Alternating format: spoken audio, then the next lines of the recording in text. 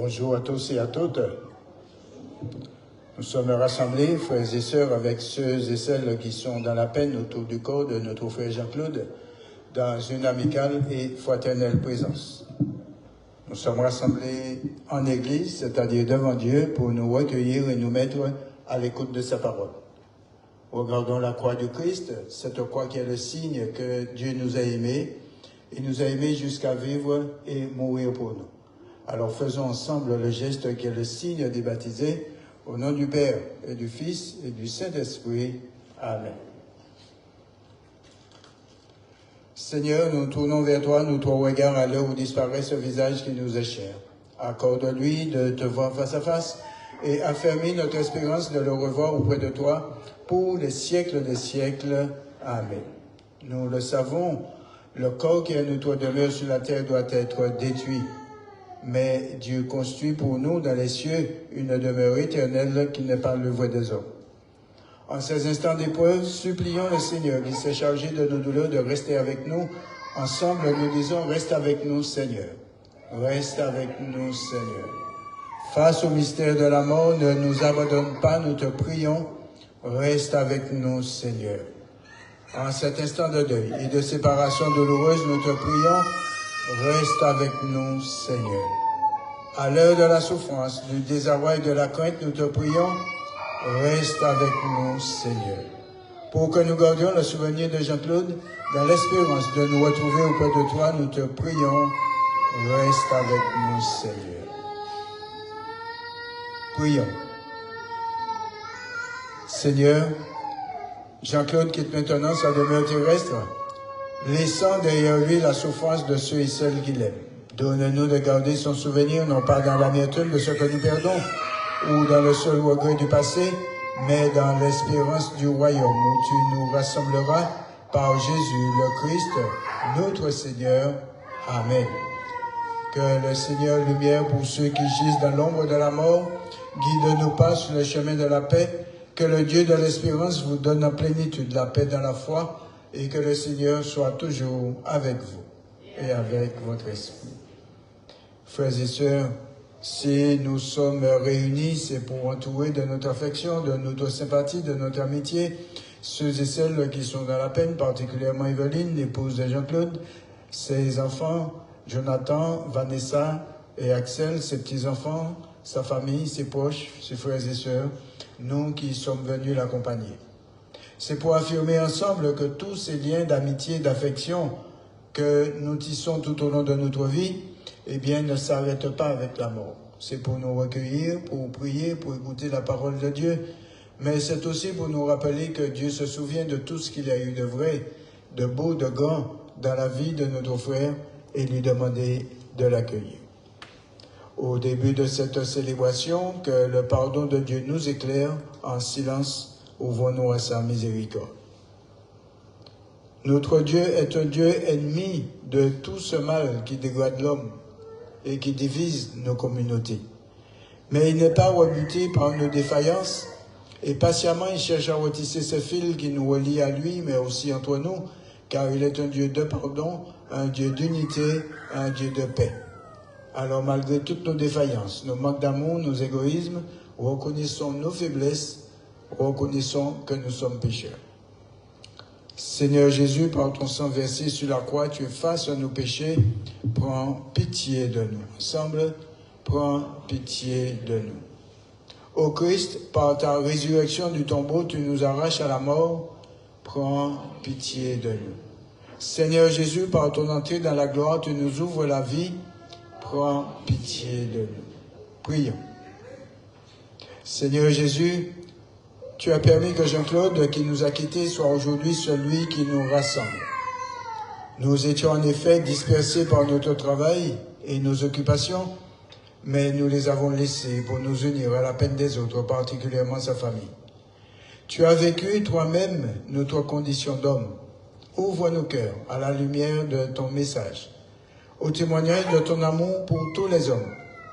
Conduis-nous ainsi plus près de Jean-Claude, plus près de toi qui es vivant, aujourd'hui et pour les siècles des siècles. Amen. Asseyons-nous pour écouter la parole de Dieu.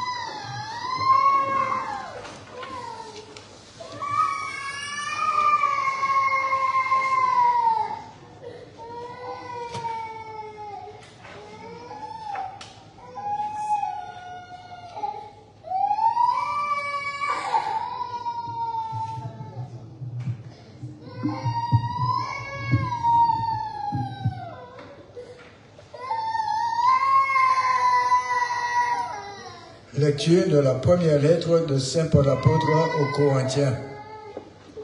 Frères, c'est un mystère que je vous annonce. Nous ne mourrons pas tous, mais tous nous serons transformés, et cela en un instant, en un clin d'œil, quand à la fin la trompette retentira. Car elle retentira et les morts ressusciteront impérissables, et nous serons transformés.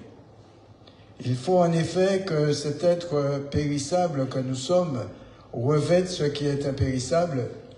Il faut que cet être mortel revête l'immortalité.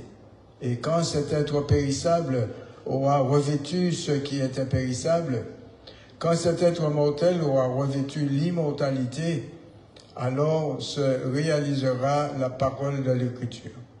La mort a été engloutie dans la victoire. Ô mort, où est ta victoire? Ô mort, où est-il ton aiguillon?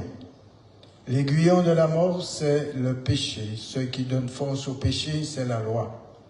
Rendons grâce à Dieu qui nous donne la victoire par notre Seigneur Jésus-Christ. Parole du Seigneur. Nous rendons grâce à Dieu. Je mets mon espoir dans le Seigneur. Je suis sûr de sa parole. Pouvons reprendre? Je mets mon espoir dans le Seigneur. Je suis sûr de sa parole. Des profondeurs, je crie vers toi, Seigneur. Seigneur, écoute mon appel. Que ton oreille se fasse attentive au cri de ma prière. Je mets mon espoir dans le Seigneur. Je suis sûr de sa parole. Si tu retiens les fautes, Seigneur, Seigneur qui subsistera, mais près de toi se trouve le pardon, pour que l'homme te craigne. Je mets mon espoir dans le Seigneur, je suis sûr de sa parole. J'espère le Seigneur de toute mon âme, je l'espère et j'attends sa parole. Mon âme attend le Seigneur plus qu'un veilleur ne guette l'aurore, plus qu'un veilleur ne guette l'aurore. Je mets mon espoir dans le Seigneur, je suis sûr de sa parole. Oui, près du Seigneur est l'amour, près de lui abonde le rachat. C'est lui qui rachètera Israël de toutes ses fautes. Je mets mon espoir dans le Seigneur, je suis sûr de sa parole.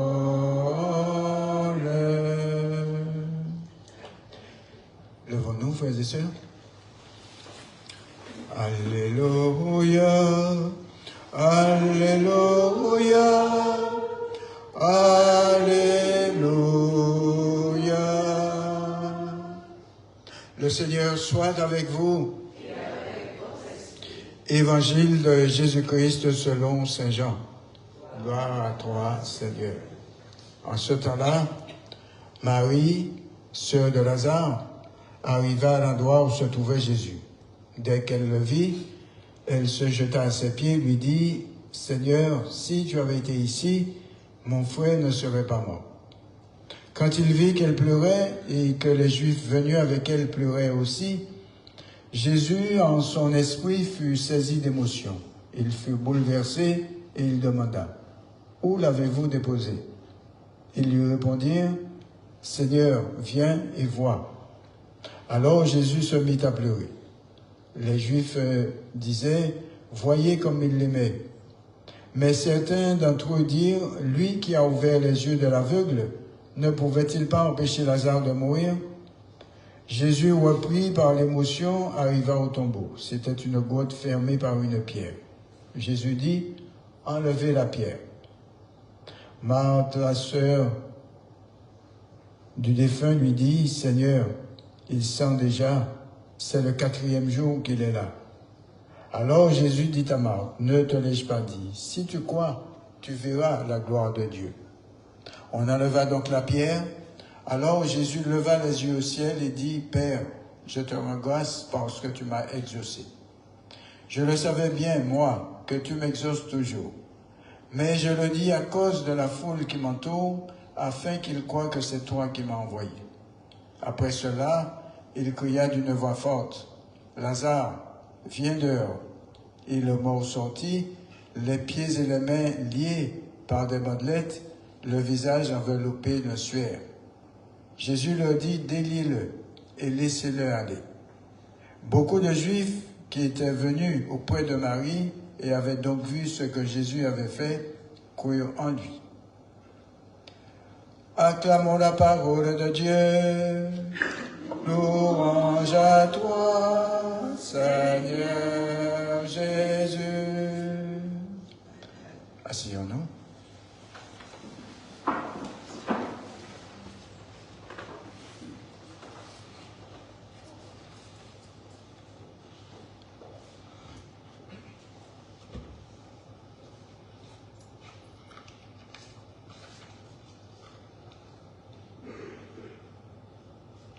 Frères et sœurs, à la lecture du passage de la première lettre de Saint Paul aux Corinthiens que nous venons d'entendre en première lecture, eh bien, nous avons sans doute été surpris d'entendre la mort a été engloutie dans la victoire. Cette victoire, c'est la victoire de Christ sur la mort. En effet, la mort continue de sévir parmi nous et elle nous a enlevé, Jean-Claude, que nous pleurons aujourd'hui. Et Saint Paul ne voulait pas nier la réalité de la mort humaine à ses correspondants corinthiens qui, tout comme nous, devaient affronter la mort journellement de près ou de loin. Et l'apôtre annonçait que la mort que nous connaissons tous et que le Christ lui-même a voulu connaître, eh bien, n'est pas le dernier mot de notre histoire. Elle a été vaincue par la victoire, par la résurrection du Christ, et nous sommes associés à cette victoire dans la foi, si minime soit-elle, à celui qui a traversé la mort, donc Jésus-Christ, pour nous faire entrer dans la vie. Oui, Jésus lui-même le disait à Marthe, qui pleurait son frère Lazare.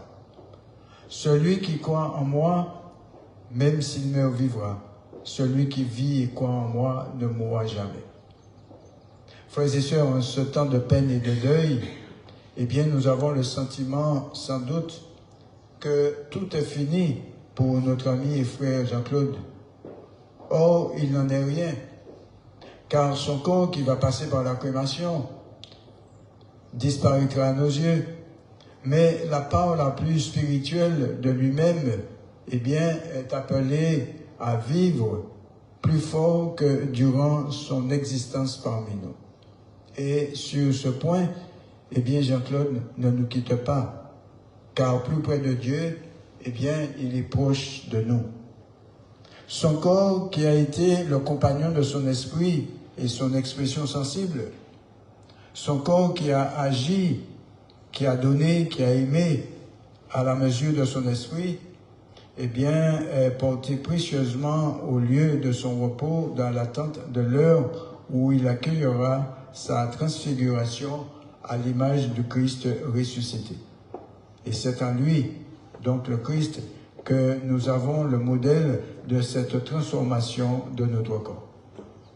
Oui, cette certitude de notre foi n'empêche pas notre souffrance de l'absence physique. Nous qui sommes encore ici, eh bien, nous n'avons pas d'autres moyens sensibles que le corps pour communiquer ou communier avec ceux que nous aimons. Mais par l'esprit, eh bien, nous pouvons vivre une proximité et une présence avec ceux et celles que nous aimons. L'amour est plus fort que la mort, dit-on. Et c'est plus vrai encore quand cet amour nous vient de Dieu. Accueillons donc pour Jean-Claude cette espérance de vie promise en Jésus-Christ, car nous y sommes appelés nous aussi, et c'est là où nous nous retrouverons pour ne plus jamais être séparés. Nous sommes donc venus accompagner Jean-Claude à sa dernière demeure, et à travers cette démarche, eh bien, c'est un geste d'amitié, d'estime, de respect, et permettez-moi d'y voir aussi le geste essentiel qui est celui de la foi. Votre présence, notre présence autour de lui est bien le signe de la présence de Dieu auprès de chacun et de chacune de nous à notre mort. Vous avez tenu à l'accompagner et ce réflexe tout simple est l'expression même de la foi. Et nous devons croire que dans la mort, eh bien, nous ne partons pas vers un terrible inconnu, car quelqu'un est là pour nous accueillir au bout du chemin de notre vie. Oui, même si le hasard tient une grande place dans le monde et dans nos existences, ne croyons pas que le hasard soit l'explication derrière.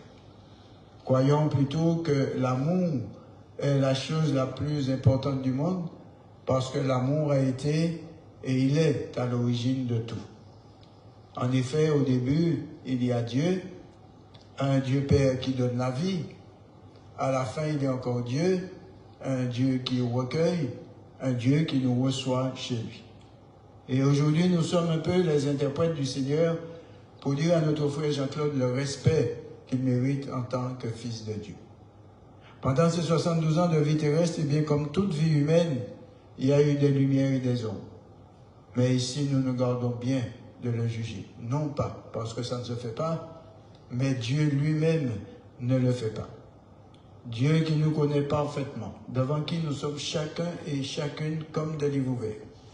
Dieu ne juge pas, nous dit Jésus, il nous laisse nous juger nous-mêmes à la lumière de sa vérité. Et la vie de Jean-Claude qui vient de s'achever n'a pas commencé par hasard. Elle n'a pas été non plus conduite par un destin aveugle, car sa vie a été voulue, elle a été désirée, elle a été attendue par Dieu.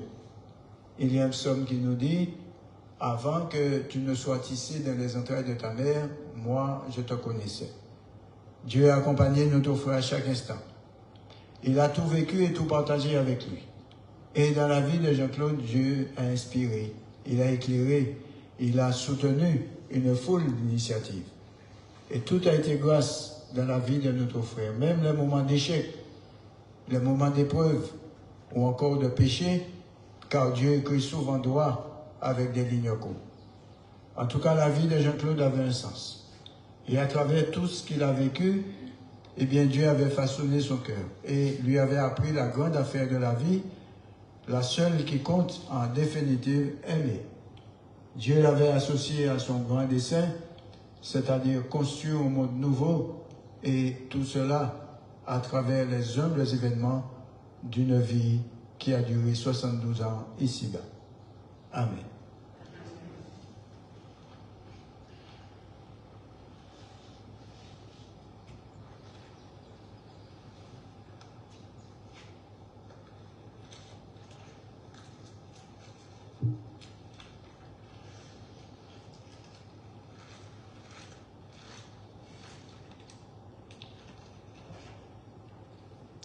Levons-nous, frères et sœurs.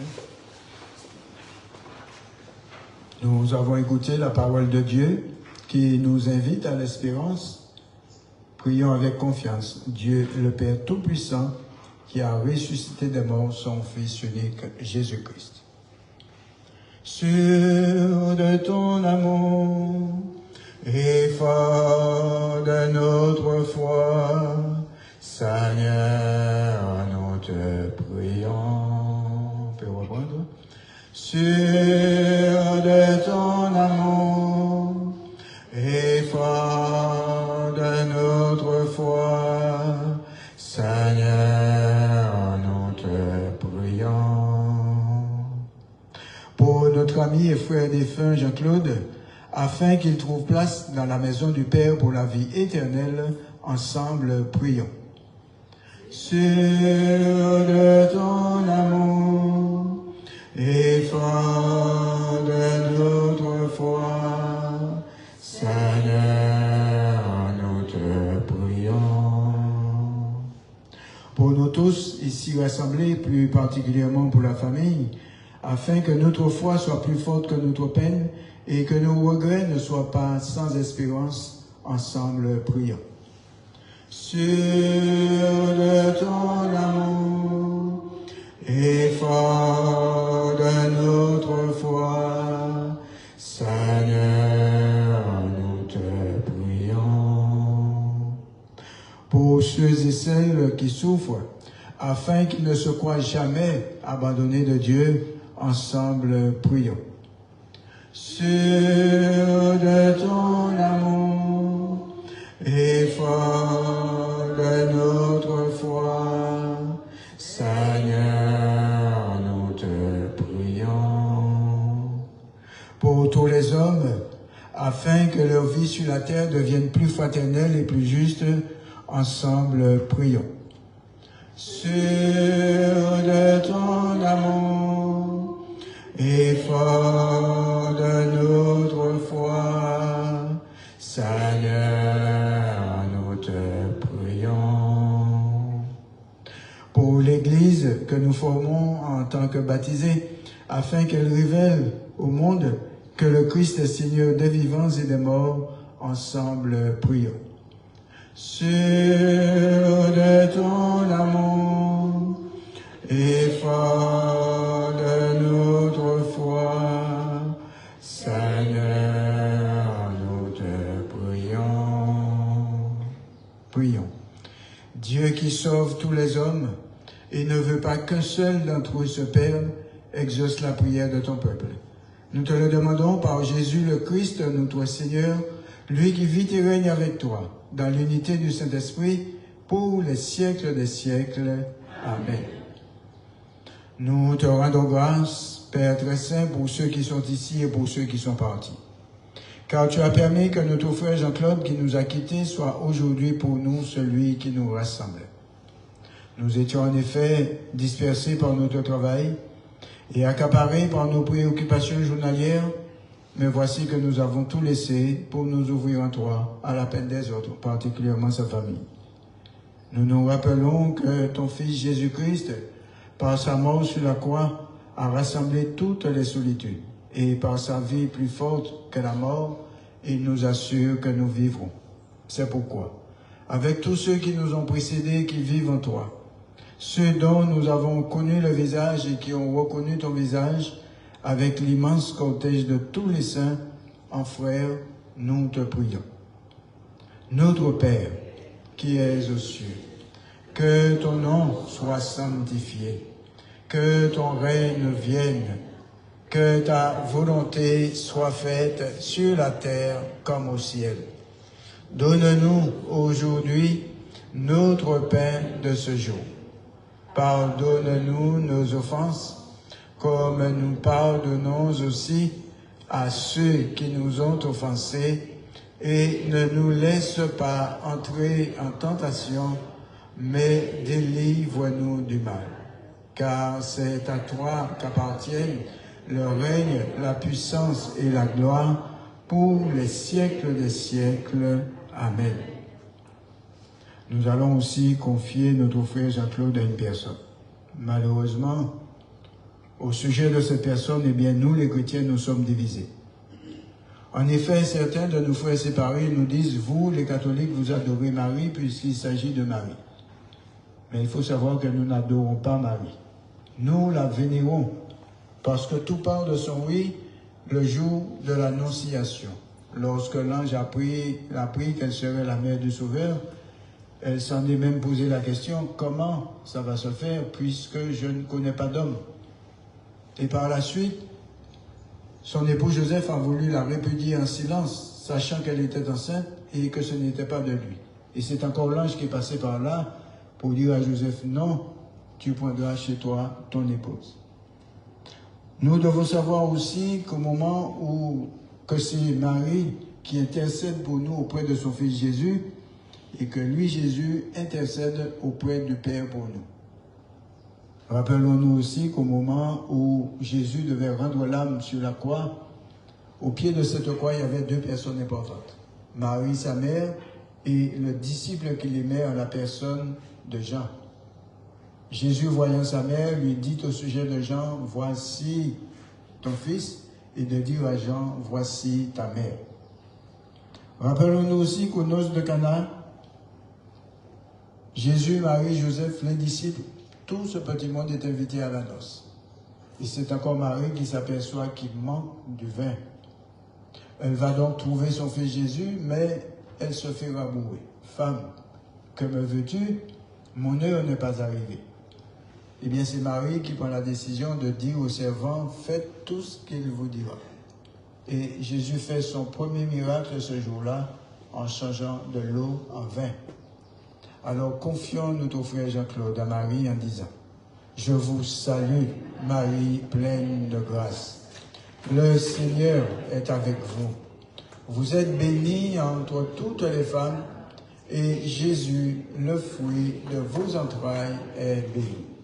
Sainte Marie, Mère de Dieu, priez pour nous, pauvres pécheurs, maintenant et à l'heure de notre mort. Amen. Frères et sœurs, nous allons nous séparer de notre frère Jean-Claude. Il a travaillé, il a souffert, il a servi, il a aimé les siens et les autres. Et nous savons bien que tout cela ne peut mourir.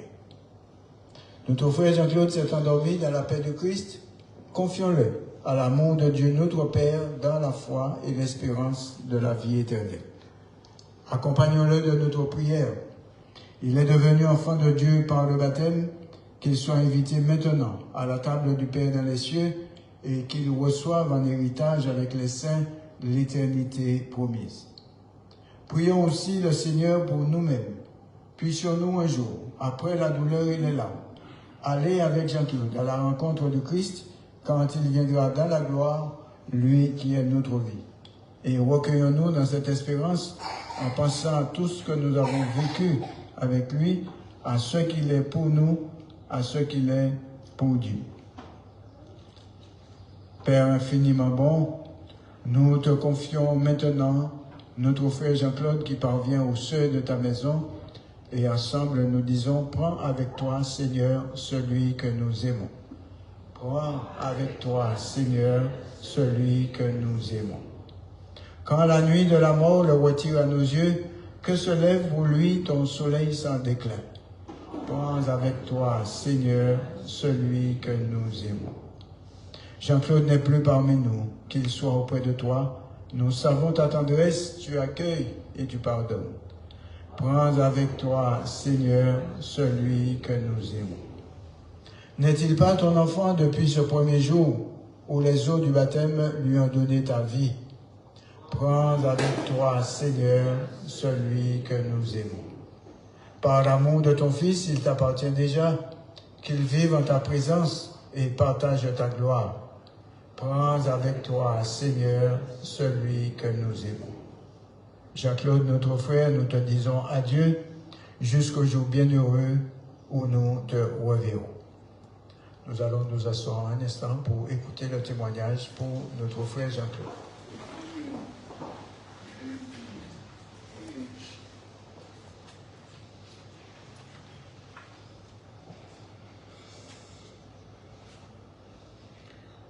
Jean-Claude Loto était né le 29 mars 1952 à Fort-de-France. À 72 ans, il était le 5e d'une fratrie de 7 enfants. Jean-Claude, tu étais un homme discret. Tu es parti comme tu as vécu. Tu nous as quittés le 23 janvier 2024. La perte d'un être cher est toujours un drame, même si elle survient après une période de maladie. Tu as épousé Evelyne Véronique, ma sœur, le 28 septembre 1978 à Fort-de-France.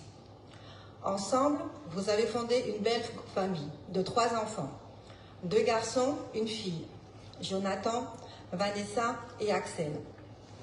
Jean-Claude, tu étais un fils, un frère, un oncle, un mari, un père, un beau-frère, un ami, entouré et apprécié de tous. Tu laisses une partie de toi dans chacun de tes enfants. Jeune, tu as fait des études de droit en Martinique. Après, tu es parti en métropole faire une formation dans l'informatique. Mais l'appel de ton île a été le plus fort et tu es revenu y travailler. D'abord en tant que clerc d'huissier et ensuite en tant qu'entrepreneur de transport jusqu'à l'âge de la retraite. Tu étais un passionné de football et tu ne loupais jamais les grands matchs. Tu avais le sens de la famille et des valeurs. Nous garderons en mémoire tous les instants que tu as partagés avec tes proches et que nous avons partagés avec toi. Les vacances, les voyages, les réunions et fêtes de famille, car tu aimais faire plaisir et être entouré des tiens. Jean-Claude, tu laisses une veuve, 3 enfants, 3 petits-enfants, Elliot, Jimmy, Salomon, qui ne t'oublieront jamais, et pour qui tu resteras à jamais gravé dans leur cœur. On sait que de là-haut, tu veilleras sur eux et que tu leur donneras la force de continuer sans toi. Tu laisseras un grand vide dans la vie et dans le cœur de tous tes proches. Jean-Claude, pars pour ton dernier voyage et repose en paix. Nous ne t'oublierons jamais.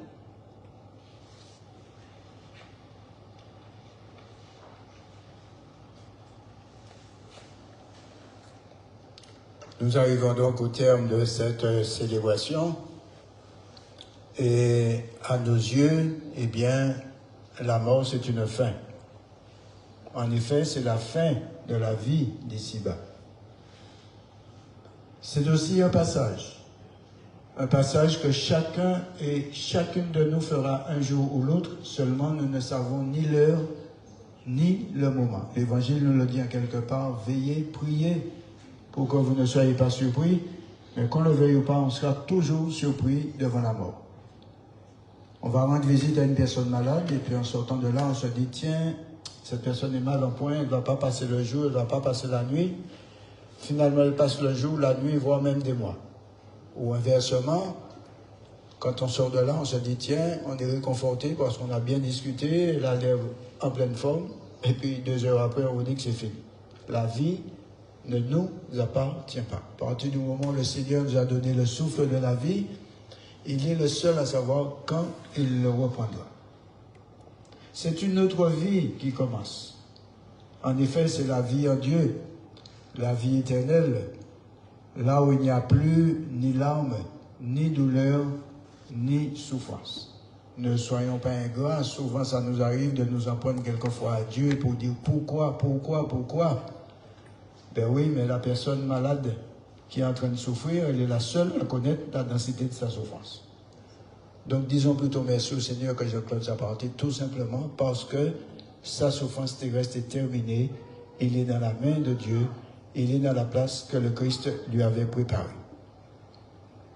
Alors il va passer par la crémation.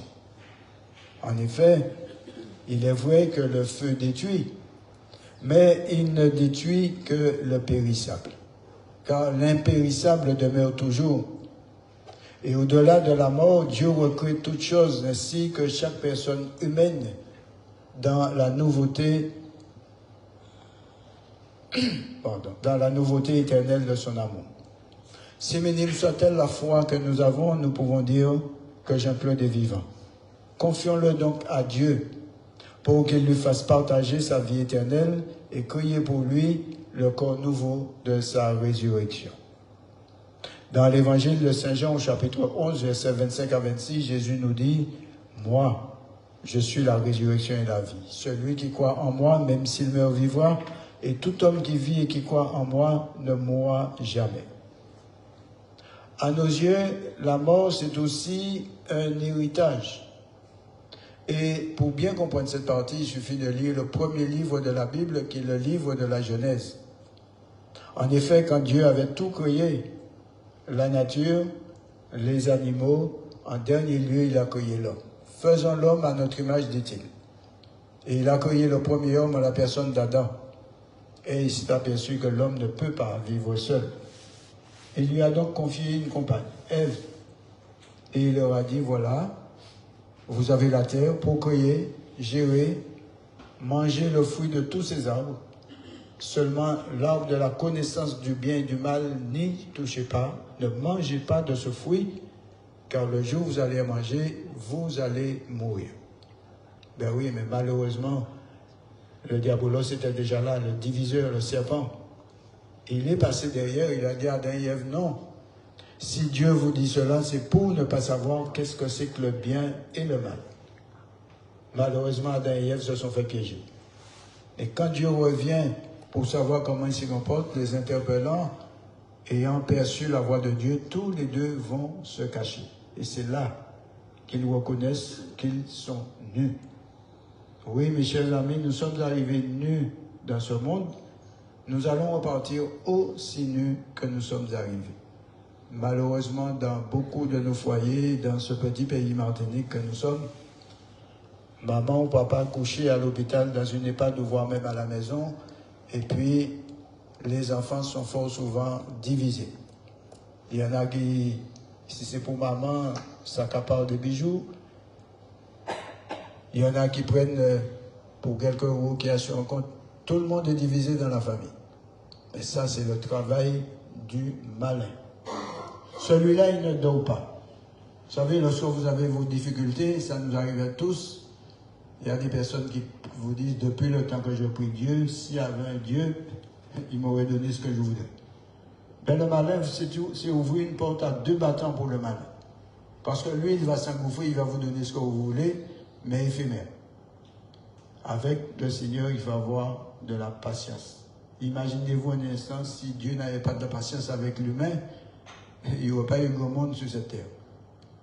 Parce que c'est le malin qui gère le monde en ce moment avec toutes les difficultés, toutes les divisions, toutes les guerres.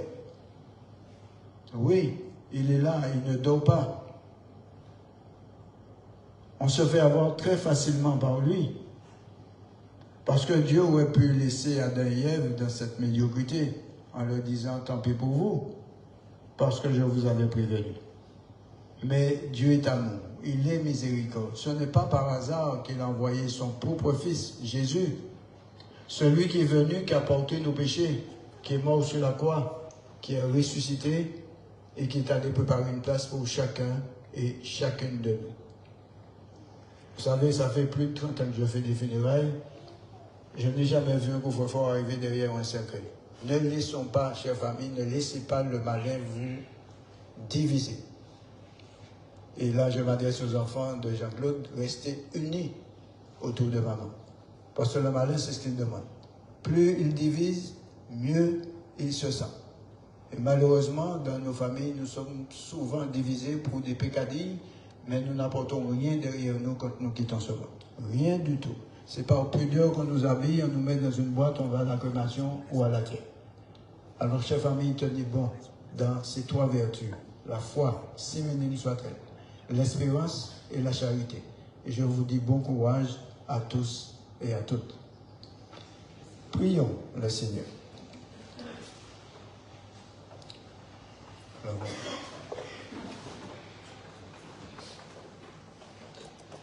Seigneur Jésus, la mort nous a éprouvés.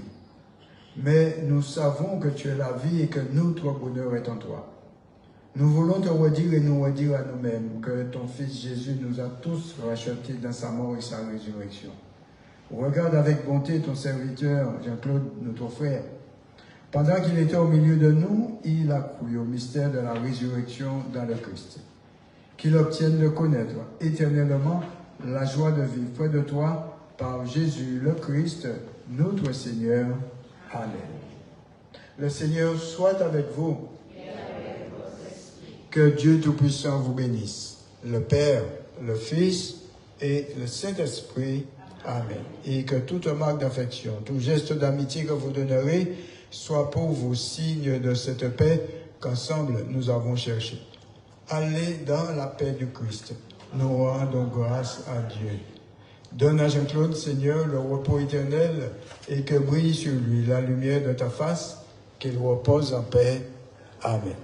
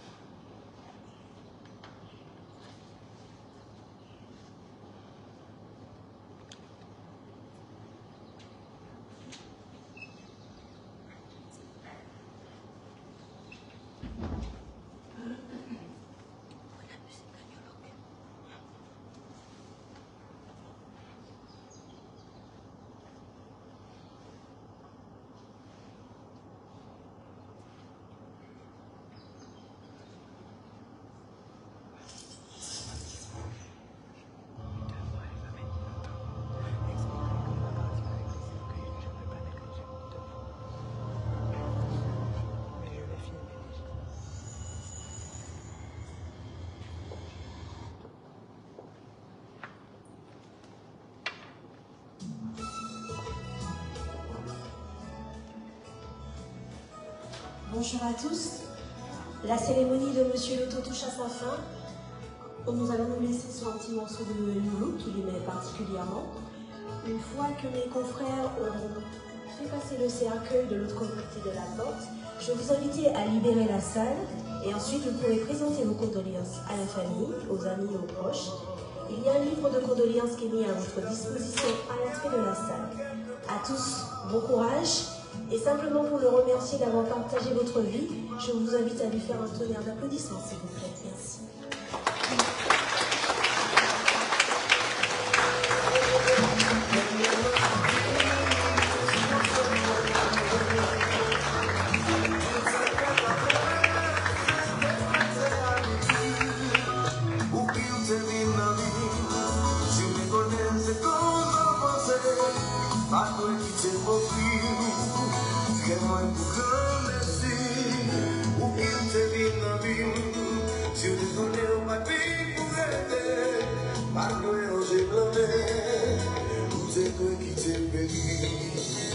Si on t'y dispute, ça m'était moins de colère.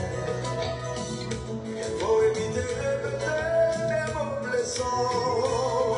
Car même si vous t'avez dit un million absolu,